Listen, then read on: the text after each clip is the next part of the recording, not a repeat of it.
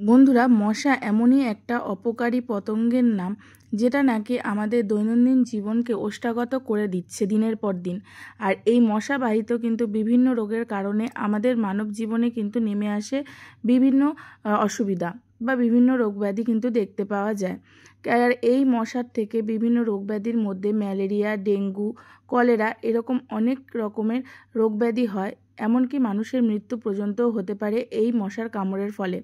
আমাদের আশেপাশে কি করতে হবে, মশা যাতে না হয় সেদিকে কিন্তু লক্ষ্য রাখতে হবে। যেমন নাকি আমাদের চারিপাশে যে জঙ্গল আছে সেগুলো পরিষ্কার রাখতে হবে, বাড়ির চারপাশে ব্লিচিং পাউডার ছড়াতে হবে, আর জমে থাকা জলগুলো সেগুলো কিন্তু আমাদেরকে ফেলে দিতে হবে।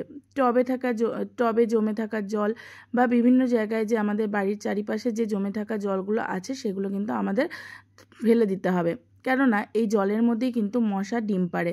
তো আর সেখান থেকেই কিন্তু মশার উৎপত্তি হয়। তো বন্ধুরা, অবশ্যই আমাদের এই মশা দিনের পর দিন কিন্তু এদের উৎপাত বেড়েই চলেছে। তো আমরা এই মশা মারার জন্য কি করি, বাজার থেকে কিন্তু বিভিন্ন কেমিক্যাল বা স্প্রে কিনে আনি, বা বিভিন্ন ধূপ কিনে আনি, বা মর্টিন কিনে আনি, গুড নাইট কিনে আনি।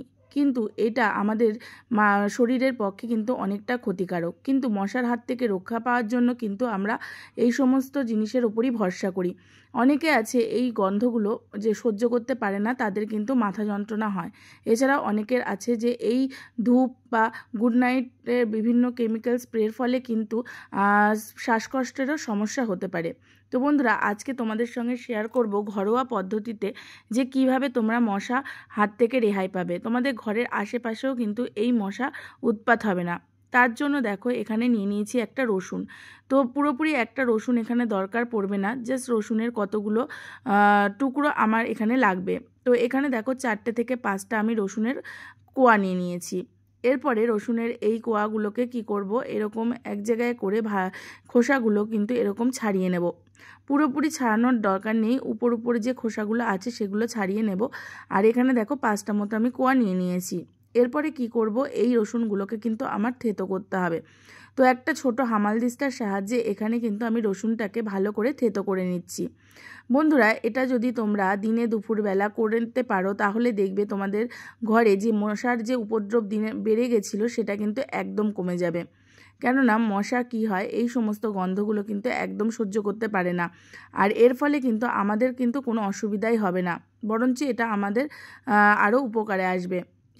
শরীরে কোনো আমাদের এফেক্ট পড়বে না। তো দেখো, এখানে আমি একটা মধুর কাচের যে বোতলগুলো হয় না, আমরা এরকম মধু কিন্তু বাজার থেকে কিনে আনি। আর এই মধুর কৌটোগুলো, কাচের যে বোতলগুলো, এগুলো আমরা কাজ হয়ে যাওয়ার পর কিন্তু ফেলেই দিই।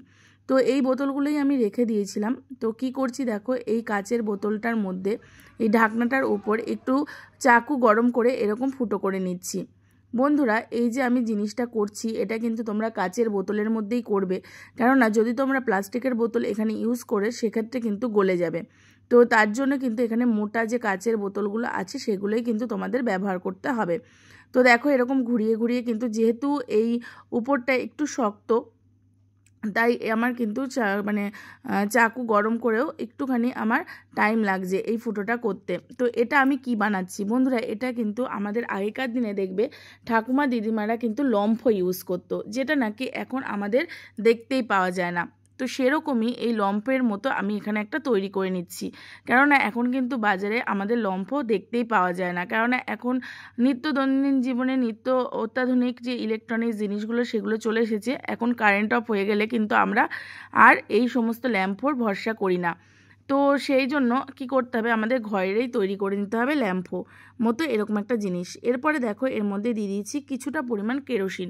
বন্ধুরা, কম বেশি প্রত্যেকের ঘরেই কিন্তু আমাদের কেরোসিন তেল থাকে। আর তোমরা দেখবে যে কেরোসিন তেলের গন্ধটা কিন্তু মশারা বা যে কোনো পোকামাকড় কিন্তু একদম সহ্য করতে পারে না, এটার একটা স্ট্রং গন্ধ আছে। এরপরে দেখো, থেতো করে রাখা যে রসুনটা আমি থেতো করে রেখেছিলাম সেটা কিন্তু এই কেরোসিন তেলের মধ্যে দিয়ে দিলাম। আর দিয়ে দিচ্ছি এখানে একটা কর্পূর। তো কর্পূরটাকে এরকম ভেঙে দিতে হবে, গুঁড়ো করে দিতে হবে।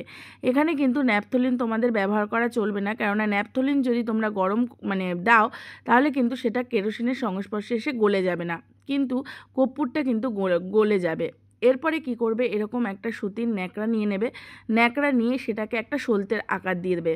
সলতের আকার দিয়ে তারপরে এটা লম্ফের মতো করে এরকম কেরোসিনের এই যে ভেতরের যে লিকুইডটা দিয়েছি সেটা একটু ভিজিয়ে নেবে। ভিজিয়ে নেওয়ার পর তারপরে এরকমভাবে এই যে ঢাকনাটার এই যে মাঝখান দিয়ে যে ফুটোটা করেছি সেখান দিয়ে এরকম ঢুকিয়ে দেবে। ঢুকিয়ে দেওয়ার পর তারপরে মুখটা ভালো করে আটকে দেবে। তো এখানে কিন্তু একটা লম্ফের মতো তৈরি হয়ে গেল।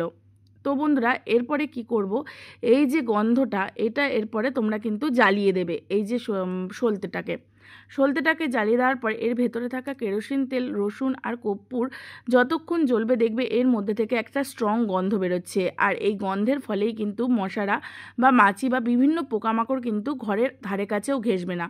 আর তোমরা কিন্তু এটা করেও রেখে দিতে পারো। তো এটা কিন্তু অনেক দিনের পুরনো মা ঠাকুমাদের এটা একটা টোটকা, যেটা নাকি তোমাদের সঙ্গে আমি শেয়ার করলাম। আশা করছি এটা কিন্তু তোমাদের অনেকটা কাজে লাগবে। আর এটার ফলে কিন্তু তোমাদের শরীরে শ্বাসকষ্ট বা বিভিন্ন যে প্রবলেমগুলো হয়, শ্বাসকষ্ট, হাঁপানি বা মাথা যন্ত্রণা, অনেকের মাইগ্রেনের সমস্যা থাকে ধূপ জ্বালালে, তো সেই সমস্যাগুলোও কিন্তু একদম হবে না। এরপরে এই প্রদীপ এই লম্ফটা যদি তোমরা চতুর্দিকে ঘরে ঘুরিয়ে দাও না, তো এর গন্ধেই কিন্তু মশারা একদম পালিয়ে যাবে। অবশ্যই বন্ধুরা তোমরা বাড়িতে এটা ব্যবহার করে দেখবে, আশা করছি তোমাদের অনেকটা কাজে দেবে। ভালো লাগলে অবশ্যই বন্ধুরা বলবো একটা লাইক করতে ভুলো না, কমেন্ট করে জানিও যে তোমরা কে কোথা থেকে দেখছো আর এই ভিডিওটা কতটা তোমাদের উপকারে আসলো। আর নতুন বন্ধুরা চ্যানেলটাকে সাবস্ক্রাইব করে দিই, পাশে থেকো। চলো বন্ধুরা আজকের মতো টাটা।